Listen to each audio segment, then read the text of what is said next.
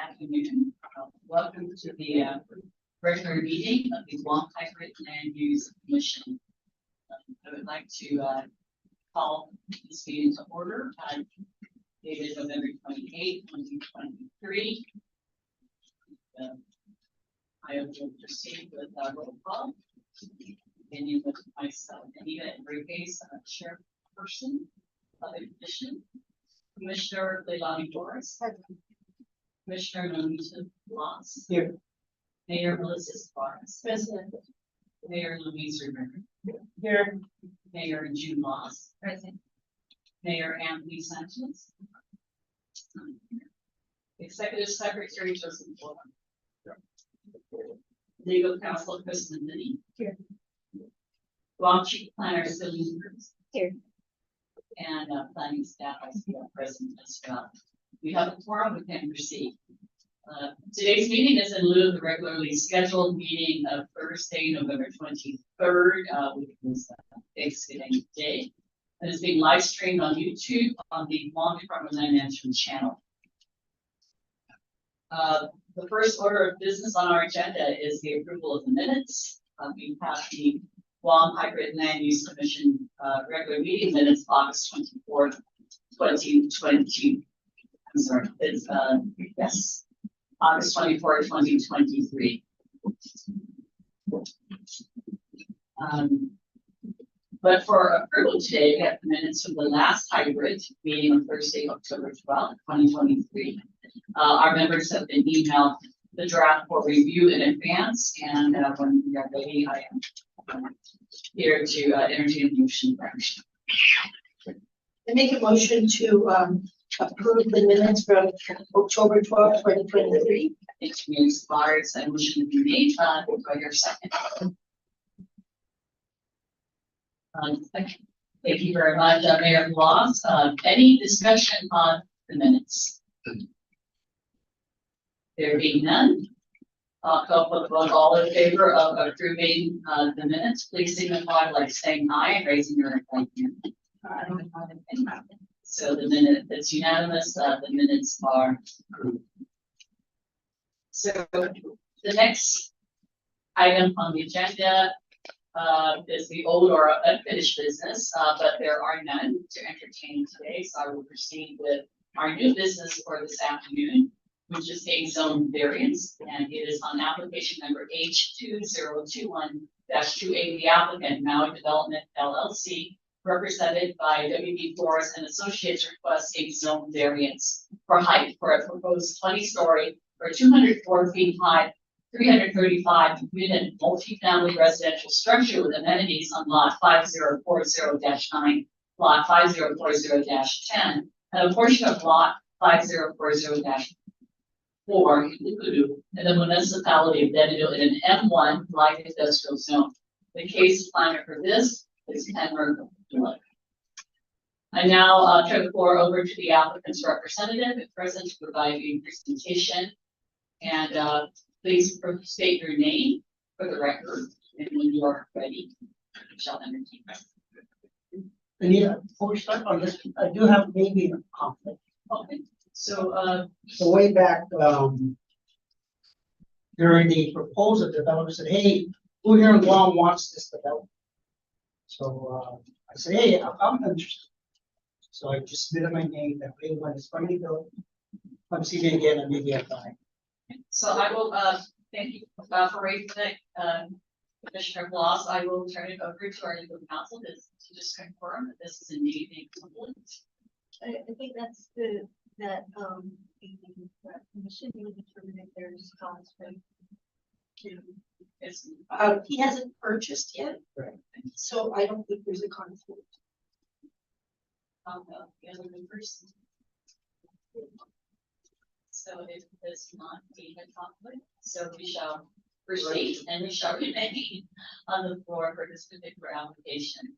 So we have before us a representative from WB Flores and Associates. Please introduce your name to us for the record. Okay, witness and update, Madam Chair and commission members. Hydro Commission members and BLM staff management. My name is Maui Flores with Flores Associates, and with me also Selena Rojas. She is our project manager. And if the commission will allow me, I would be glad to discuss it.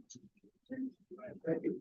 So this project, the Iger Towers project, the property was purchased from the original landowners in the Esteban family, Esteban estate. Many of them are, no, I wouldn't say many, all of them are seniors and super seniors. And one of the things that they asked for when the owners from Maui Development were discussing the purchase of property was they wanted a landmark project in the Esteban name. And so that was part of the driving force behind the nominee Iger Towers. As we can see on the Iger Towers, the majority stockholder, the majority owner of Maui Development. Let me just go back. Maui Development is not me because of Maui and Hawaii. When he came here to Guam, he was looking around and he happened to stop by St. John's and he saw a sign right next to St. John's that says Maui Well. Yeah. So he just thought that was very interesting, and so that's why the name Maui Development. Because he originally was looking for something to develop down from. So Iger Towers is named after a large rock in Germany that is very famous for rock climbers, and it was his dream to always climb Iger, and he never got to establish that dream, so we decided that when moving forward with this project, we would like to call it Iger Towers. So that's the original name. The project is located in Ukudu. As you're heading, as you're coming off of Marine Drive, you turn into the road going to Two Lovers Point. You just past the entrance of Two Lovers Point. It is on the right between Two Lovers Point and the Ukudu Workforce Building. Most of you are familiar with the Ukudu Workforce Building is in the long run going to be multi-housing. That's the Ukudu's plan. So we're right in the middle of probably what would be Guam's largest housing region within the next 15 to 20 years. It is also located not too far from the Northern District wastewater treatment plant. We've conducted several odor studies, and unless the winds change and the climate changes, we probably this site probably will be separate to some of the odors that are byproducts of the wastewater treatment system. So, as you can see from the slide there, the surrounding developments are already well on the full swing. There's GRMC, the Water Development Center. There's the power plant under construction right now. You can see there to the bottom right of the corner the renovated and rejuvenated Lada Estates right there. And then you can see the business park. Ukudu High. There's the business park right there. So you can see that it is in the region that, as far as we know, the master plans and the planning studies that we show, that we study, show this entire region to be a mix of commercial, residential, and visitor-related activities. And I believe that the visitor-related activities were primarily at the Two Lovers Point and the Tindisan Beach area along that shore. Next slide. Okay. When we originally took a look at this, and again, I think the conformance with the desires and wishes, we conceptualized a single building that would house up to 335 units, consisting of 2, 3, and 4 bedrooms. Now, if you notice on the slide, there's a lot of open area there. The concept was to keep a lot of open area because otherwise, with the property that's available, there would only have been, and with the lack of sewer there in the area, they would have, ironically, the sewer is just about a quarter mile away, but there's no infrastructure to take it there. So with the lack of water and sewer in the area, we probably would have only been able to build 36 homes on the ground. Now, the driving force again for moving away from that is that Guam EPA is moving towards pushing very hard for septic tanks just to be entirely eliminated from anything for the northern aquifer. And this property is on the edge of the northern aquifer. So we took a look at that. Then we took a look at the possibility of this entire facility being economically feasible, and discussed with the owners that it should probably be phased. So phase one will be 209 next slide, please. Phase one will be 209 units. Phase two will be the remaining number of units. As you can see from the slide on the right side, the bottom right corner of the project, you'll see it says phase one. So it will still be 20 stories high, but if you notice when we broke the buildings, or it's a two-phase, I'm sorry, we broke the project into two phases. It actually created a lot more open space and green area, which was the intention from the beginning. In terms of sustainability, some of you are familiar with the electric bridge. You know, that small bridge down in Taga, but you notice that the parking lot there is grass. It looks grass, but actually it's not. It's not entirely grass. It consists of something called grass green, which we designed. And what it does is it sustains, it keeps a lot of grass area open. At the same time, it has a skeletal structure of concrete that keeps it firm. The latest project that we designed, which is working very well, is if you drive along Route 16 across from ERC, you'll see Future World, their brand new warehouse. If you look at their front parking space, that is also grass green, and you'll see that it consists of probably about 60 to 70% grass in comparison to the concrete skeleton. The same thing is going to happen here at this project. All of the parking that you see will be grass green except for the accessible parking, because the accessible parking requires hard surface. So those will all be probably solid. We're looking at some permeable pavements, but we probably, for cost and maintenance, we'll probably keep those solid.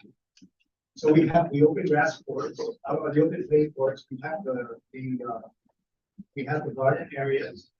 You come in from the right side of the slide, you're coming in, you'll see right on the left there adjacent, that's a garden area.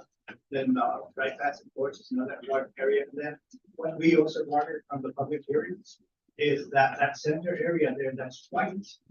At one point, the developer wanted to do a swimming pool, but after the public hearings, he bought into the statement, the comments from the public hearing that hey, that could be a place where people can go out and relax. Forget them to make it a green area with some cover gazebos and stuff like that. So that's what that's doing. On the road going out, the other comment we got from the public hearing was the road going out. The road headed out to the right of the slide actually hooks up with the Houston Beach Road. And that's the primary access for now. We're working with DPW on the other access, but that's the primary access for now. It's also going to be a running path, walking path. So the other comment that was brought up at the public hearing was that can this path be open to we discussed and we said yes. We said we discussed that with the developer. We would probably request for a gate to be put, or we'll probably put a gate that right there where the tennis courts are. But other than that, from that road out to the Houston Beach will be open for public use and exercise. Thanks. Okay, so this is the two-phase. This is the two-phase development we're looking at. The left slide shows what it would look like coming in from Houston Beach Road. Again, if you notice, there's quite a bit of green area there. The right slide just shows another little bird that you say. Okay. Now, this is one of the problems that, and we acknowledge this and discuss this with DPW at the public hearing. Traffic is going to be an issue. Right now, Route 3 traffic is unbelievable. It is really unbelievable, and that was brought out at the public hearings. So if we are working with DPW, it's probably going to be in all likelihood signalized or similar improvements at the intersection of the road to Route 3. And that road, I'm sorry, I don't have the cursor with me, but that road is road. Yeah, upper end of that. Down. Right, no, the road that's heading into the River North Station. Yeah, that's going to the beach. Green colored road, there is no exit road, right there, you just passed. Coming down. Yeah, sorry, I'm sorry. We call it RC road because there's no official name for it. And the reason why we call it RC road is because some of you may know that's where the remote control monitors, the monitor guys. Fly there. But right there at the towards 2/3. Yeah, so it's a 2/3 end of the, we go stay on that road right there. That's the lead one, that's the Northern District pump station. I'm sorry, not lead pump, that's the Northern District pump station. That is a pump station that accepts wastewater from Dededo, from marijuana, from points up north. And then from there it's pumped across that open area there, and to the Northern District wastewater. So the access road will include there, through that road, and then you can kind of see, yeah, where the generally follows. Now, that may not be an accurate, entirely accurate depiction of these, but it is within the general area. And that will be part of our plan to develop that. Okay, and so again, the intersection of RC Road and Route 3 will have to be treated to make sure that it is not slowing down traffic. That would be the idea to maintain the number of services. So this is key infrastructure in relation to the project. You can see that the existing Northern District Southern Lake Pump Station is what we just talked about. So we are proposing to bring the water and sewer from the project back towards that little leak down to the Northern District pump station. Along the front of the project on Lake Eastern Beach Road, right now the Guam Power Authority is installing a force main, a sewer force main. This is installing a sewer force main, which we may connect to. We're not sure at this point. But otherwise, all of the infrastructure will connect to Route 2. That includes water, power, and sewer. And then you can see in the inset there, you can see that we are right now at the minimum, we have turning lanes, dump lanes, storage lanes. And the reason is that DPW hasn't yet decided what they're going to do between there and Ukudu High, and then there's another development going up between RC Road and Ukudu that they can take. So they have to take a look at this the holistic in a holistic way, so that they're completely so that they've got the whole complete region planning. It's very difficult for them. I can say it's very difficult for them because even in the military, they don't know, even though they're standard, it's constantly changing. It's constantly changing, so they have to. It's almost reactionary at this point. But I think it will resolve itself within the next 5 years or so in terms of traffic. Next slide. Okay, right now it's the first floor layout that you can see. This first floor has absolutely, phase 1 has absolutely no residence. This is all service space. There's supposed to be a restaurant there, a small market, the office, and then a gym. One of the things that the original owners wanted was to make sure that there's a gym accessible to the community in that area. And that worked very well with the developer. So this is because the concept that is blocked. The one thing we can walk away from here saying is that there's not going to be any rooms on the first floor, any units on the first floor. It will be all service facility. And again, primarily food services like postal service, coffee shop, right? Yeah, market a small store. Okay, the next slide, please.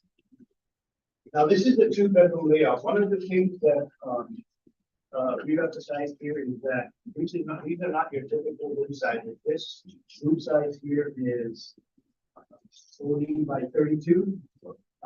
So the 2-bedroom unit is a little over 1,200 square feet, plus the balcony, not including the balcony. And the balcony is that shaded area there along the front. So the entire unit has balcony, the balcony access and view to the west. Sorry, view to the west. And every room there that is on that side, the 2 bedrooms and the living room have that access. Next slide, please. So the 3-bedroom layout, you can see there again, every room has a balcony view. And again, it is quite large for 3-bedroom, 1,800 square feet. Quite large for that, and because of course this is proposed to be a multi-residential housing unit with services and all that. You don't need to restore bush batteries, you don't need to restore any of that stuff. Because you won't need to, it's a full service facility. Next slide, please. So this is still again in the concept stage, but this is probably what it will look like when you're having a recently built looking at the facility. The right side is an exterior view, the left side is a cutaway view, so you can see what the rooms and the layout look like. Next slide, please. All the sections. Okay, then the next slide is the north section facing front. Again, you can see what they would look like. So we would have every room, every unit there, and every room and every unit would have a room. So why So why do we need the high variance? The high variance is needed for certain reasons. First of all, it's needed to maximize the number of available units that can be constructed based on the density rules within the within the zoning law. And it's needed to maximize the services that come. That would come in. One of the things that was brought up at the public hearings that we attended were that that whole place there needs utilities. And who's going to bring the utilities? Well, if we limit this to 36 units or 40 units, let's say, every unit is going to have to fork out over $200,000 for utilities and for infrastructure.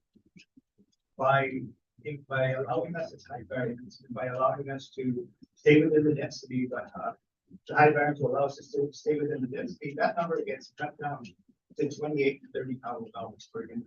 Is a big difference. So if we can't build in those numbers, then of course there's just no way it would be economically feasible. That we want there to cost them a house to bring in your house is going to cost you $400,000 to build, and you have to spend $200,000 just for the numbers different average.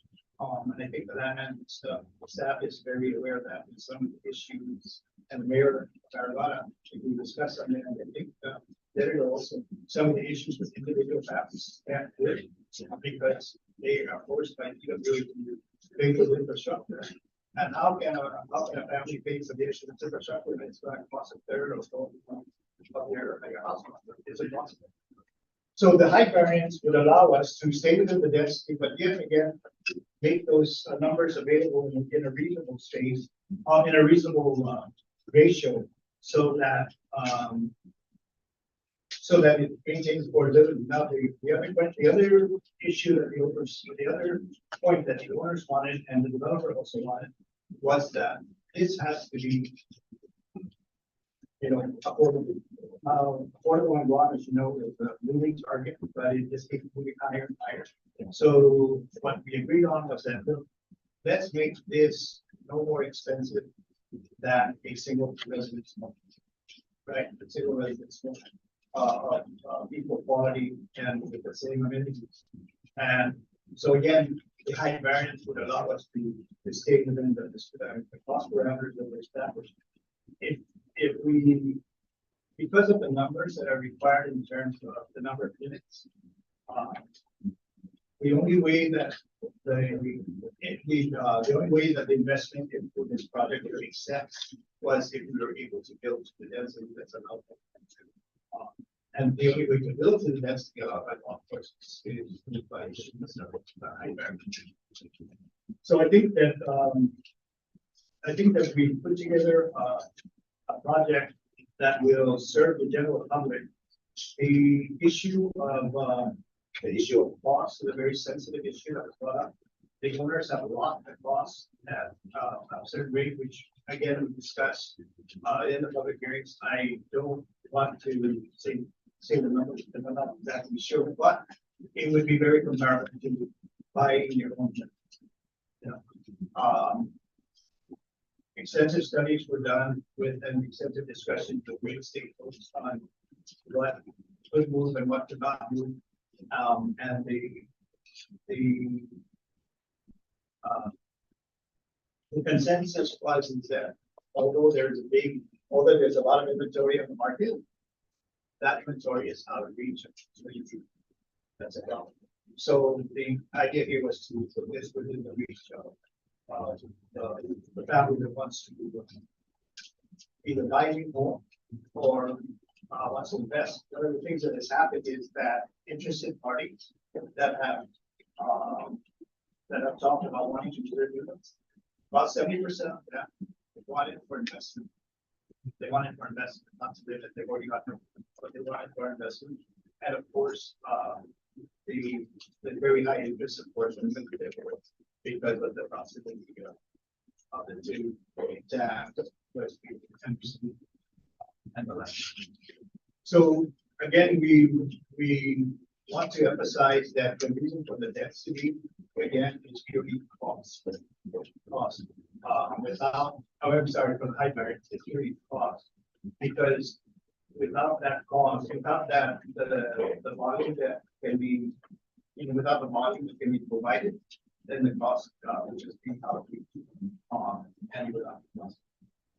I think that's everything. Anything else you can add?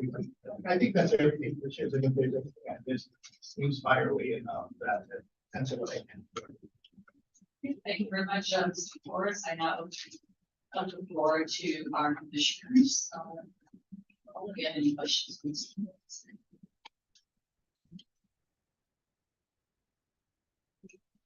So I'm just curious, once these are sold, will there be a homeowners association associated? Yes. And of course, the developers want to make this as affordable as possible. I'm just curious, it's already 70% for investment purposes. I was wondering, how far reaching in terms of pricing that would be for the average family that's maybe starting out. I'm just curious, what would that ultimate price be?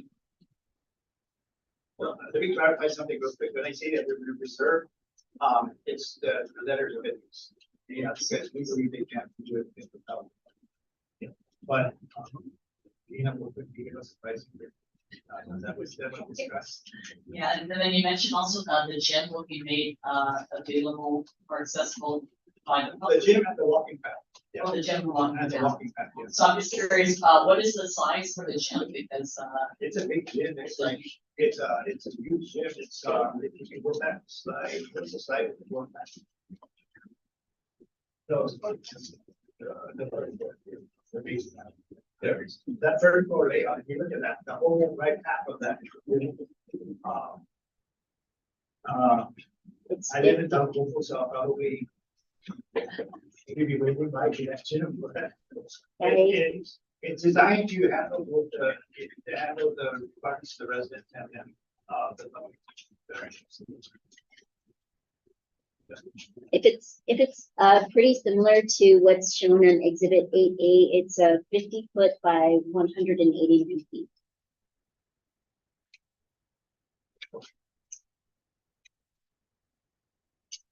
I also heard the word senior and super seniors. I think about high school seniors and super seniors. Are you talking about the elderly and what is that age range?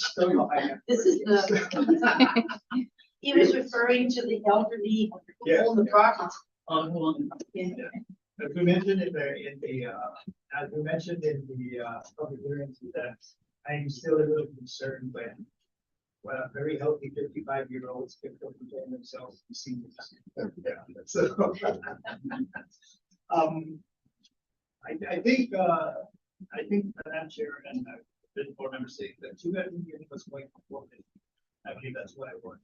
450, and I forget what the 3-bedroom unit was, but I believe that the baseline was 450, which is a really great price. if you think about it. You never have to wear that.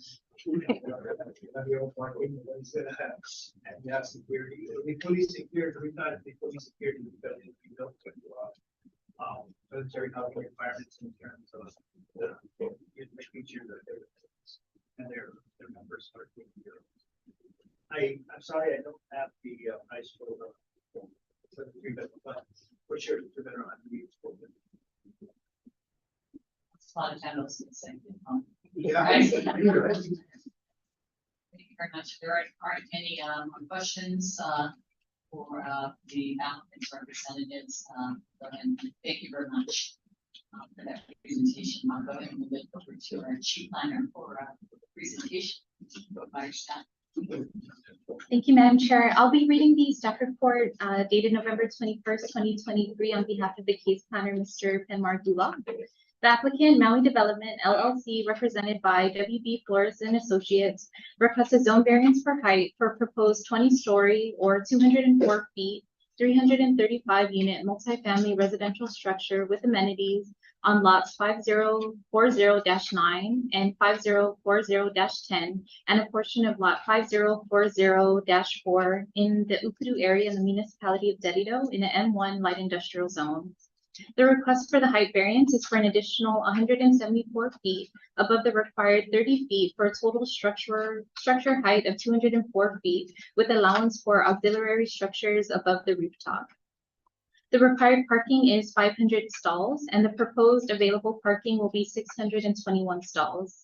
The legal authority is Title 21 GCA Real Property, Chapter 61, the zoning law, and Section 61616 and 61617, variances and applicable subsections. The property is located off of Tangisan Ocean Beach Road, which fronts lot 5040-4, which is for access road only to the site, and approximately 1 mile west of Route 1 in the Harmon Annex area. The lot area for the subject lot is about 17 acres with a portion of lot 5040-4, which will be used for access road only and is presently zoned M1 light industrial zone. The lot areas are vacant and overgrown with vegetation, and the topography of the site is fairly flat. The surrounding land uses in the immediate area consist of vacant lots that are zoned light industrial, hotel, and multifamily within 200 to 1,000 feet to the south, and within 500 feet to the east is ongoing construction of the new Ukudu power plant. The Guam Regional Medical City is within 1,500 feet to the east, and there are houses in the nearby vicinity. Under the master plan and the community design plan, there was no designation and was returned federal land. Previous commission action included the zoning map that was adopted by the Guam Land Use Commission on February 28, 2009, which is the official zoning map for the Dos Amantes area under document number 817995 that rezoned the subject lots from R2 multifamily dwelling to M1 light industrial zone under the basic lot 5040. The application was first accepted on November 15, 2022, presented to the Application Review Committee on December 1st, 2022, and a public hearing was held on August 9, 2023.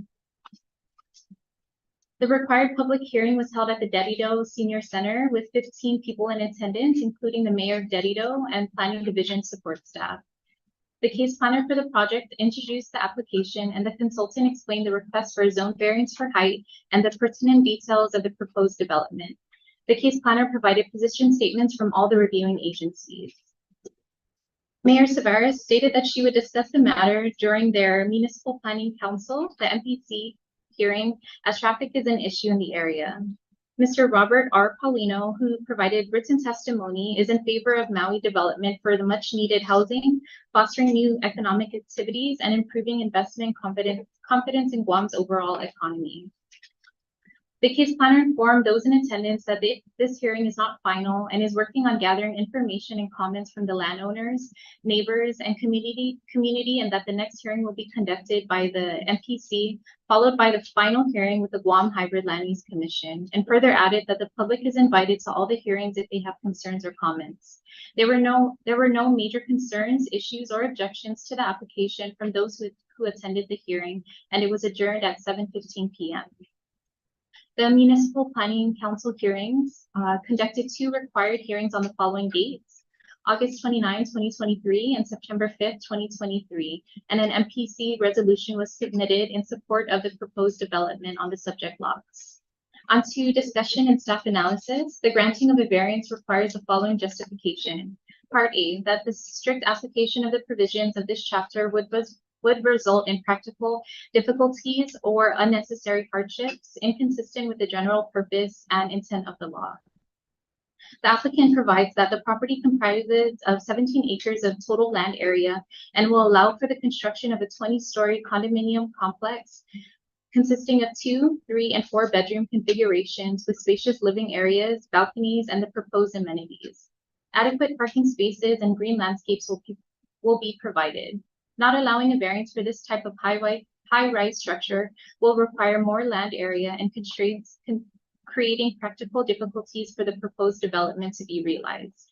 The granting of this variance will secure an appropriate building or structure in keeping with the general welfare of the adjacent neighbors, while appropriate utilization of the site and a well-designed building will permit the project to be financially viable, provide investment opportunities, and will contribute to reviving the Guam economy. Part B, that there are exceptional circumstances or conditions applicable to the property or the intended uses that do not apply generally to other properties in the same zone. The applicant provides that the property comprising of 17 acres, which will make development difficult for the proposed 20-story, 335-unit condominium complex and amenities and other requirements for parking, stormwater management, landscaping requirements, and ensuring that impacts to the northern waterlands are minimal. The development is well designed and will allow minimal impacts on adjacent properties and the environment. A high-rise and compact type development will ensure all requirements will be met within this proposed site. Buildings with larger footprints and proposed units and amenities, required access cannot be constructed, thereby limiting effective and full utilization of the sites or lots being proposed for this development. Part B, that the granting of the variance will not be materially detrimental to the public welfare or injurious of the property or of improvements in the zone or neighborhood in which the property is located. The applicant provides that by clustering the proposed multifamily units into a taller structure, the benefits of scale are achieved while the smaller footprints allow for larger and more desirable open recreational landscape areas.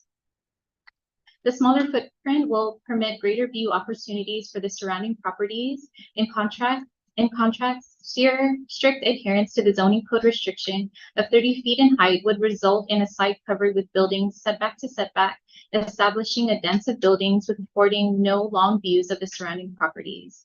A compact, taller, and well-designed building with a large amount of open space will be far more desirable for the neighboring properties and will enhance their aesthetic and commercial values. Part D, that the grant of such variance will not be contrary to the objectives of any part of the master plan adopted by the commission or legislature. The applicant provides that as returned federal lands, no master plan has been developed for this area. This project provides a well-designed multifamily housing and will provide leadership for similar desirable uses and projects. Multifamily housing is an objective of the H zone, which is on the west and near the cliff line. An objective of the Tumon Bay Master Plan is to maximize open space and view corridors through taller structures with adequate separation. Part E, this is the variance from the restrictions of section 61504 of this chapter. The proposed building will substantially enhance the recreational, aesthetic, or commercial value of the beach area upon which the building is to be constructed, and that such building will not interfere with or adversely affect the surrounding property owners or the public's right of untrammeled use of the beach and its natural beauty. The applicant provides that this criterion is not applicable. The subject property is not located near or on any beach area, and whereby it will affect, hinder, obstruct the ocean beach access for both private residents and the public at large. Madam Chair, at this time, I'd like to transition over to the supplemental staff report that was provided to the Commission today. Supplemental staff report dated November 28, 2023 for application number H2021-28. The applicant has submitted the attached supplemental justification and information in addition to the information provided in their application for the requested height variance. We note that there are no objections, no major concerns or issues from the general public and abutting landowners and neighbors, and that the applicant has met all the application requirements. We have reviewed the application and supplemental information and find it to be in good form and context to be considered favorably by the commission. And lastly, on to staff recommendation, planning recommends approval with the following conditions. Number one, that the applicant adheres to the ARC conditions and requirements as stipulated in their official position statements. Number two, that prior to the issuance of an occupancy permit, the applicant must submit to the Guam Chief Planner for approval a landscaping plan, and that the landscaping project be at least 2% of the construction costs to be certified by such by a registered architect or engineer. And lastly, that the applicant submits a site plan showing the proposed structure or other improvements as well as existing easements to the Guam Chief Planner for review and approval. And this concludes the staff report. Included with the staff report is a written testimony from Mr. Robert Paulino and the Dededo MPC resolution and the supplemental information. Thank you. Thank you very much, Ms. Goody. I turn it over to the commissioners to see if you have any questions for staff.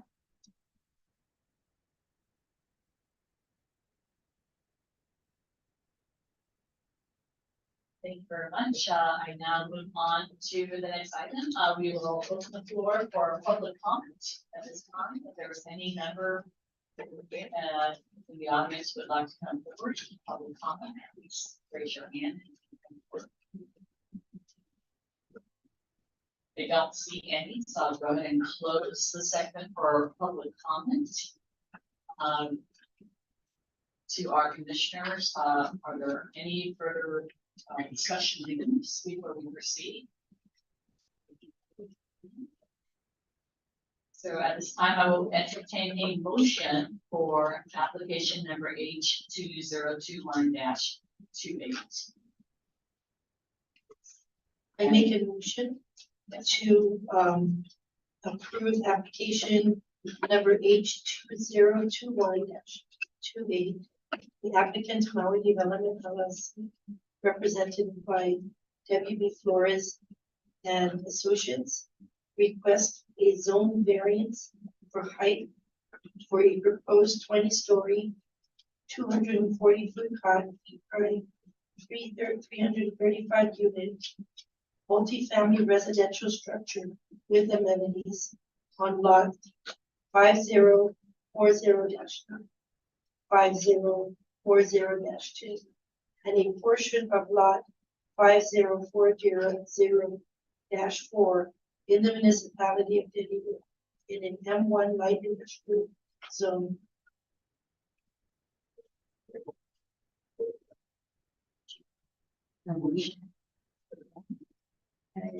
Yes, I'd like to ask the maker of the motion if we could include With the the conditions on the staff report. To add conditions as stated by supplement staff report.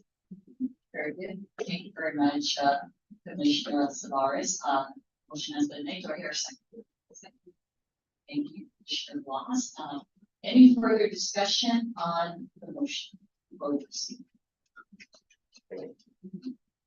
All in favor of approving the motion made, please signify by saying aye, raising your hand. Aye. It is unanimous. The motion carries. The application has been approved. Congratulations. Thank you very much. May I, Sure. I'd like to thank the commission for considering this. But I'd also like to put on my other hat that if I can add something to the last slide. The last slide that we have here has nothing to do with this project, but if you look, this is our after lot, and last time I was here, that we are putting up a monument in the lawn. It is up. This is phase one of the monument. The 80th commemoration of the liberation of Guam is coming up in July, and we are working very hard. Our dream at the Municipality Memorial Foundation is to have one or two of these in every village, and we're working very closely with the mayors who identify the property that I come for, and we will look this up. So the other thing we ask for continued support because these have to go on government property. And that management is assisting us with identifying it. The other thing is that this coming Sunday, December 3, the doors open at 10:30. We are having our Christmas is not forgotten celebration for the water survivors. We encourage you to at least take a look at what's happening because the water survivors are becoming fewer and fewer, of course, but we have vowed that we will continue to celebrate them every way until there's. It was awesome for sharing that info. All the work. Thank you for that question. Okay, I now turn it over to administration. If there are any announcements for consideration for the next meeting. Madam Chair, Joseph Bohar, the Executive Secretary.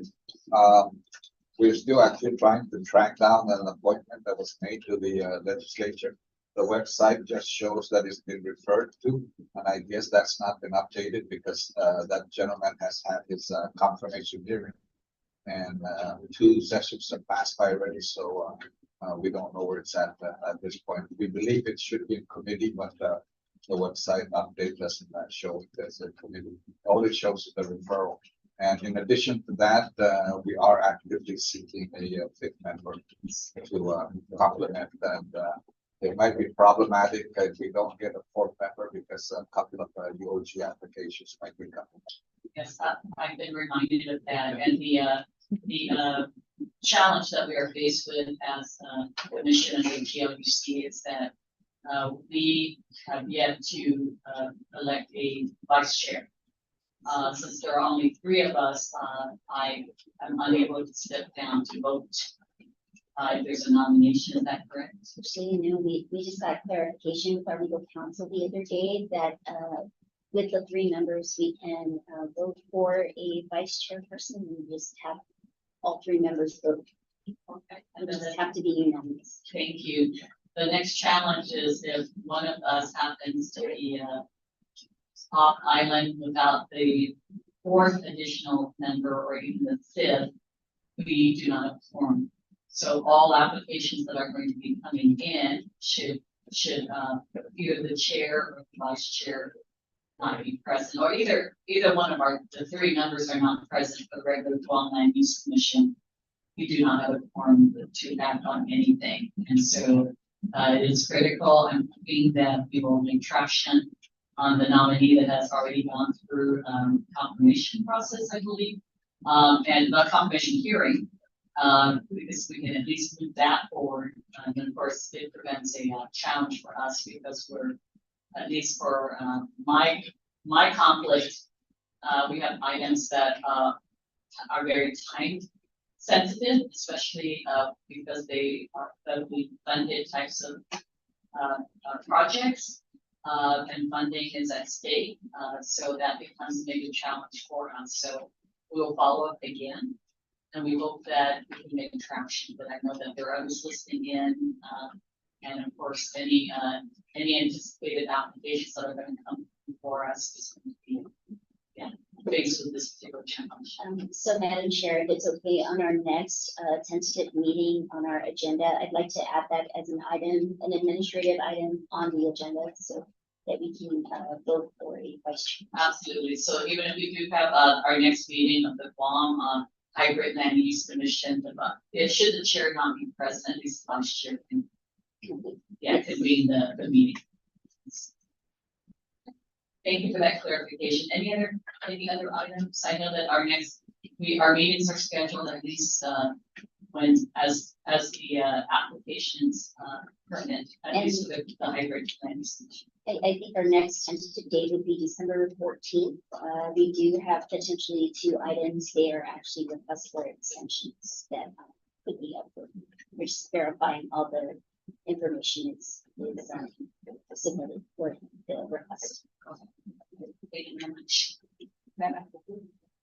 No, it's going to be a regular.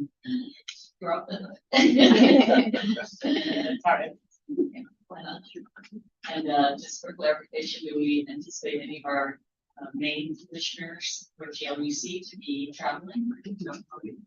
I'll be here as well, so just like that meeting. This is for. And lastly, Madam Chair, I'd like to thank the hybrid commissioners for their attendance. It's a great showing, yes. Especially these 3. Yes. We're very grateful to you, Swansea, for your time. I know you're all very, very busy and thank you for your services. No further items. I'll go ahead and entertain a motion to adjourn today's meeting. Okay, thank you very much, Commissioner Rivera, for your second. Second, Commissioner Sparrow. All in favor, please signify by saying aye or raising your hand. Unanimous. Swansea, behind the time on my watch, it's 2:22. This our meeting's adjourned. Take care. Merry Christmas, everybody.